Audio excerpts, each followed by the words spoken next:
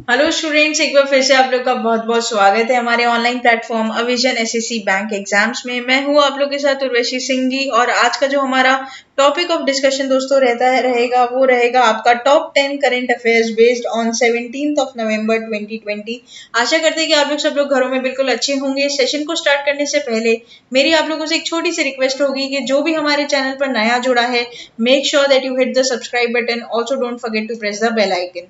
Also share this video with your friends as well. सिर्फ इतना ही नहीं दोस्तों, अगर आप लोग अविजन एसएससी बैंक एग्जाम्स पे नए आए हैं तो मैं आप लोग को बता दूं कि यहाँ पर जितने भी डेली करंट अफेयर्स डिस्कस किए जाते हैं वो आपके एग्जाम पॉइंट ऑफ व्यू को मद्देनजर रखते हुए किए जाते हैं। साथ ही साथ अगर आप लोग चाहते हैं कि इन सेशंस की पीडीएफ आप लोग को मिल जाए तो आप लोग डिस्क्रिप्शन में जाकर पीडीएफ को डाउनलोड कर सकते हैं। और साथ ही साथ अगर किसी को कोई भी टॉपिक के ऊपर प्रॉब्लम रहती है तो कमेंट सेक्शन में लिखकर हमें बता सकता है। और दोस्तों, अगर आप लोग चाहते हैं कि आप लोग की प्रिपरेशन और ज्यादा मजबूत हो जाए तो जल्दी से जल्दी क्या करिए, जुड़ जाइए अविजन एसएससी बैंक एग्जाम्स के साथ। तो चलिए फिर बिना किसी देरी के स्टार्ट करते हैं आज का सेशन का पहला क्वेश्चन आप लोगों की स्क्रीन पर। Among the following, which state government took an initiative to provide a loan to rupees 10,000 to street vendors in rural areas? तो दोस्तों, ऐसी कौन सी राज्य सरकार है जिसने रिसेंटली इनिशिएटिव लिया है कि वो अपने स्ट्रीट वेंडर्स को 10,000 रुपए तक का क्या देगा, लोन प्रोवाइड करवाएगा? ऑप्शन है आप लोग के पास महाराष्ट्र, मध्य प्रदेश, तमिलनाडु, राजस्थान। तो दोस्तों यहाँ पर जो करेक्ट ऑप्शन हो जाएगा वो हो जाएगा आपका option number B, that is Madhya Pradesh. Madhya Pradesh की अगर बात करी जाए दोस्तों तो मध्य प्रदेश के आपके चीफ मिनिस्टर जो है उनका नाम आपका क्या हो जाएगा, तो यहाँ पर मैं आप लोग को लिख दूं, ये कुछ एडिशनल जानकारी है जो हमें ध्यान रखनी चाहिए, दैट इज शिवराज सिंह चौहान। ठीक है, तो ये बात आप लोग यहाँ पर एक तो ध्यान रखोगे। दूसरी बात जो अपन को ध्यान रखनी है वो क्या है कि गवर्नर कौन है, तो गवर्नर इसके हो जाएंगे आपके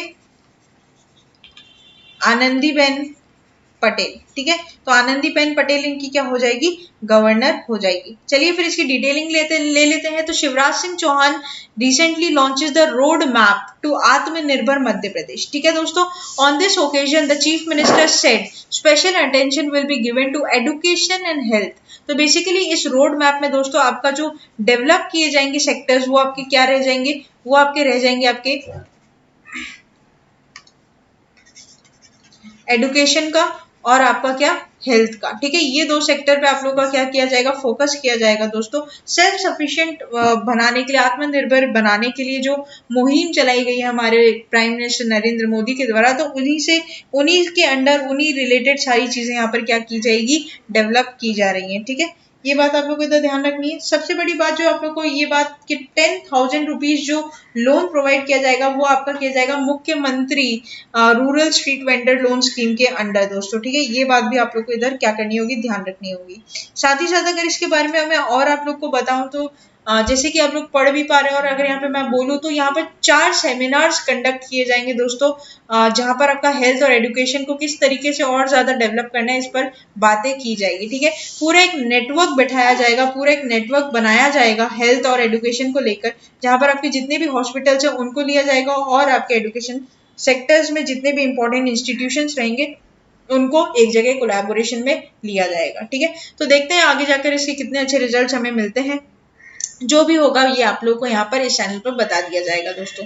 साथ ही साथ ये बात भी आप लोग को बता दें कि 10,000 रुपए के ऊपर जो इंटरेस्ट है वो सब्सिडी के साथ 14% के हिसाब से किया गया है। ये बात भी अपनी, इसके बारे में पूरा खुलासा अभी तक हुआ नहीं है, जब होगा तो आप लोग को बता दिया जाएगा। रिसेंटली जो अभी तक सारी चीजें आई है वो यही है कि यहाँ पर जो इंटरेस्ट होगा वो सब्सिडी पर लोन बेनिफिशियरी पे 14% का यहाँ पर रहेगा। ठीक है, तो नेक्स्ट चलते हैं हम लोग क्वेश्चन नंबर 2 के ऊपर। Which lake is recently chosen as Ramsar site under the treaty of Ramsar convection. तो दोस्तों यहाँ पर रामसर कन्वेक्शन के अंडर जो रामसर साइट्स है उसमें आपका कौन से दो जिसमें से आप लोगों का आप लोग को बताना है कि कौन कौन से ऐसे दो का क्या हुआ है, एडिशन यहाँ पर हुआ है। तो Lonar lake, Sursagar lake, both A and B, none of the above. Here the correct option will be option number C, that is both A and B. तो लोनार लेक जो है वो आपका कहाँ पर हो जाएगा दोस्तों, तो ये आप लोग का हो जाएगा महाराष्ट्र में।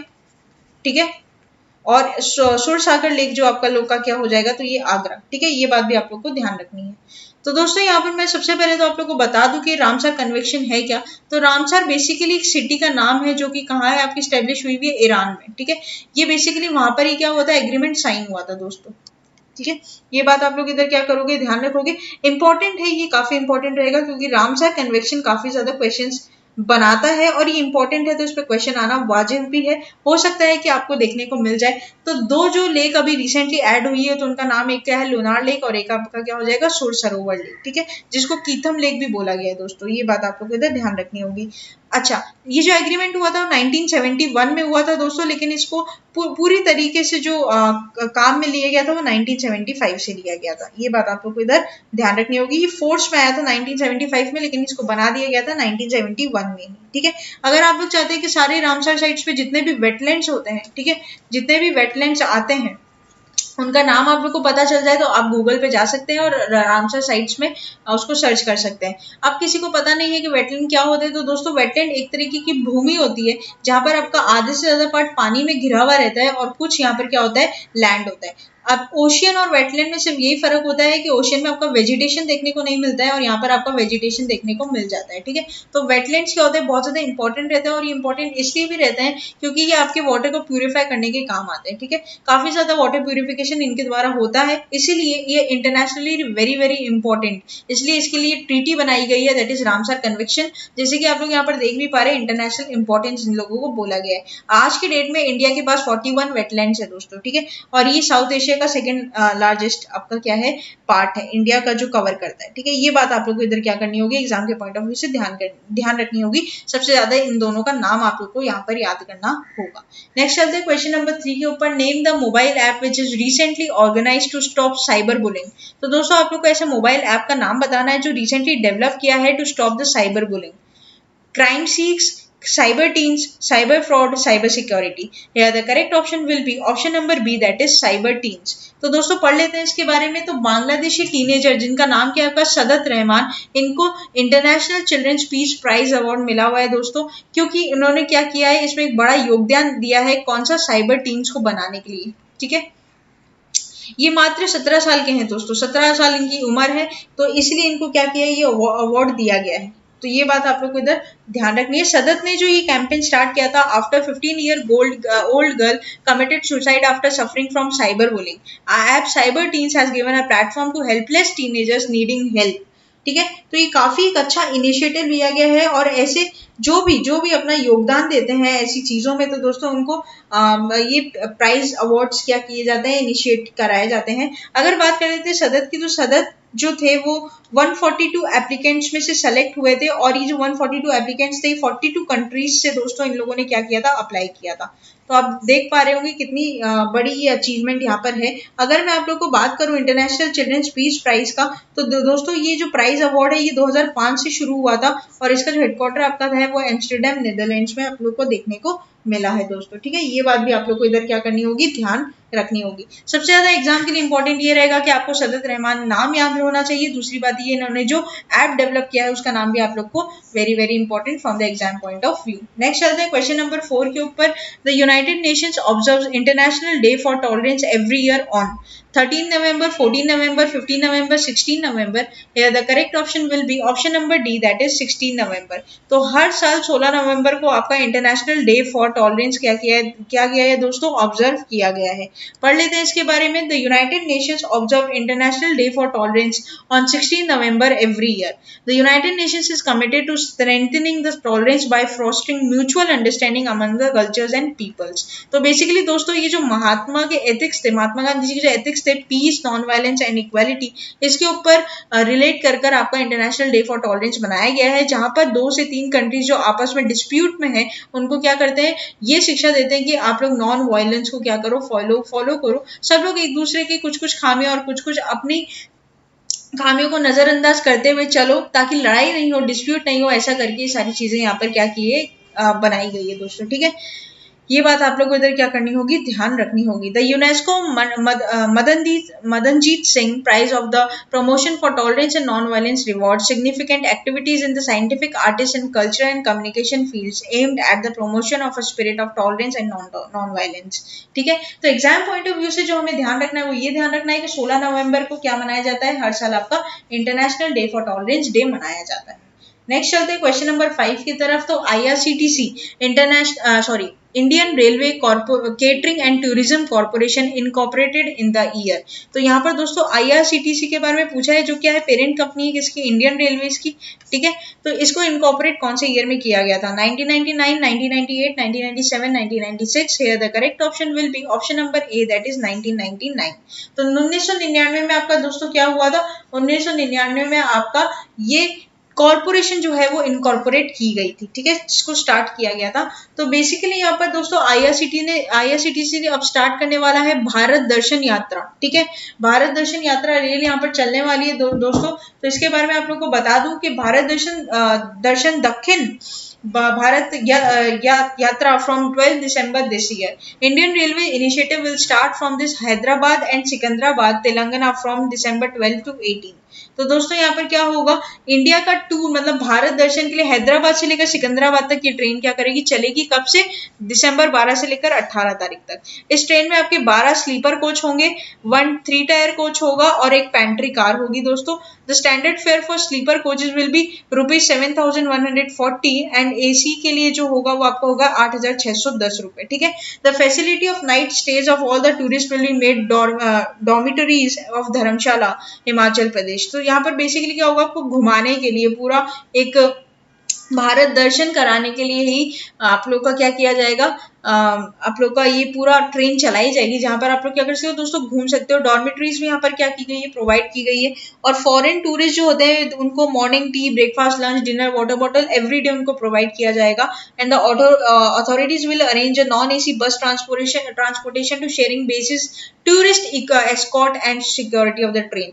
तो यहाँ पर क्या होगा दोस्तों, काफी अच्छी इनिशिएटिव ली गई है IRCTC के द्वारा कि ये जो दर्शन, इससे क्या होगा दोस्तों, आपका टूरिज्म को भी बढ़ावा मिलेगा। और जो लोग अभी कोविड-19 की सिचुएशन चल रही है, तो कोविड-19 की सिचुएशन को देखकर भी सारे प्रिकॉशंस इस ट्रेन में रखे जाएंगे, सारी चीजें सैनिटाइज वगैरह होकर होगी, तो कोई भी दिक्कत वाली बात यहाँ पर नहीं होनी चाहिए। तो ये काफी अच्छा इनिशिएटिव यहाँ पर इंडियन रेलवेज के द्वारा लिया गया है दोस्तों। नेक्स्ट चलते हैं क्वेश्चन नंबर 6 के ऊपर। Who is the textile minister of India 2020। तो दोस्तों आप लोग को बताना है कि टेक्सटाइल मिनिस्टर कौन है अभी इंडिया के 2020 में। रंजन दास, रवि कपूर, रंजन दास यहाँ पर दोस्तों 2 बार हो गया, तो उसको आप लोग ठीक कर लीजिएगा। और आप लोग का जो करेक्ट ऑप्शन यहाँ पर हो जाएगा वो हो जाएगा आपका option number D, that is Smriti Zubin Irani, ठीक है। तो स्मृति ईरानी यहाँ पर आपकी क्या है, टेक्सटाइल मिनिस्टर है दोस्तों। ये बात आप लोग को इधर ध्यान रखनी होगी। तो उन्होंने क्या किया है, इन्होंने लॉन्च किया है लोकल फॉर दिवाली कैंपेन। अब लोकल फॉर दिवाली बेसिकली नाम से ही आप लोग को पता चल रहा होगा, जितने भी लोकल वेंडर्स हैं उनसे ज्यादा सामान खरीदा जाए, इस चीज का इनिशिएटिव यहाँ पर लिया गया है। तो दोस्तों एक बार पढ़ लेते हैं इसके बारे में, डिटेलिंग कर लेते हैं। The union minister of textiles has launched a campaign for Diwali, local for Diwali. The campaign has been launched to promote the Indian handicrafts, which is the cultural heritage of the country and also a source of livelihood for many. As per the available data, the handicraft sector is a major sector of women empowerment, as almost 55% of the workers and artisans are women. तो यहाँ पर जो majority artisans होते हैं दोस्तों वो आपकी क्या है, महिलाएं हैं, वुमेन है। तो ये बात याद रखने के लिए कि जितना हो सके आप लोकल वेंडर से सामान खरीदें। और वोकल फॉर लोकल तो PM मोदी ऑलरेडी बोल ही चुके हैं कि इस आइडिया को जितना हो सके प्रमोट किया जाए अंडर द आत्मनिर्भर भारत अभियान। तो इस चीज को लेकर काफी ज्यादा क्या चल रही है दोस्तों, कि जितने भी हैंडीक्राफ्ट आर्टिसंस है जो इंडियन चीजों को आप लोग सपोर्ट करें, बेसिकली मेड इन इंडिया को सपोर्ट करें, आर्टिसंस को सपोर्ट करें, ताकि उनको भी कुछ रोजगार मिल सके दोस्तों। तो इस चीज के लिए आप लोग को क्या करना होगा, लोकल फॉर दिवाली कैंपेन क्या किया गया, स्टार्ट किया गया, ठीक है। नेक्स्ट चलते हैं क्वेश्चन नंबर 7 की तरफ। World diabetes day is observed on dash every year. 14 November, 15 November, 16 November, 17 November. Here the correct option will be option number A, that is 14 नवंबर। तो हर साल 14 नवंबर को आप लोग क्या देखोगे दोस्तों, वर्ल्ड डायबिटीज डे सेलिब्रेट किया जाता है। तो दोस्तों world diabetes day is observed on 14 November every year. The campaign aims to raise the awareness around the crucial role that nurses play in supporting the people living with diabetes. The theme आप लोग के लिए काफी ज्यादा important होगी, theme आप लोग को याद रखनी होगी, the nurse and diabetes. Diabetes दोस्तों काफी एक मेजर बीमारी है जिससे आपके कई सारे प्रॉब्लम्स हो सकती है।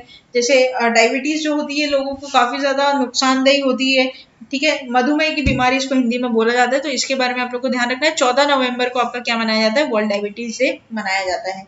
साथ ही साथ बात कर लेते हैं तो दोस्तों children's day in India is celebrated on 14 November every year as a tribute to whom, ठीक है, तो ये बात आप लोग को बतानी है। इंदिरा गांधी, महात्मा गांधी, बाला साहेब ठाकरे और Pandit Jawaharlal Nehru. Here the correct option will be option number D, that is Pandit Jawaharlal Nehru, जो हमारे क्या थे, पहले प्राइम मिनिस्टर थे दोस्तों।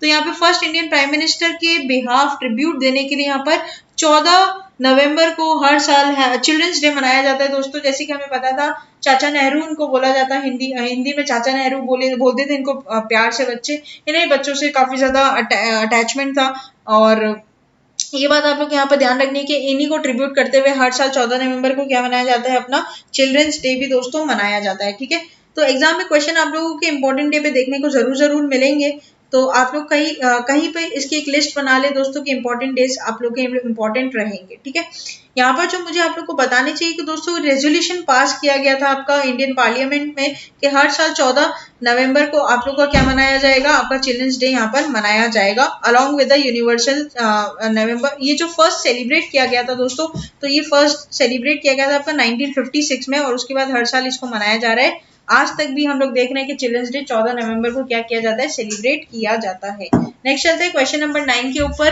Who among the following is said to pen his or her autobiography titled I am no मसीहा।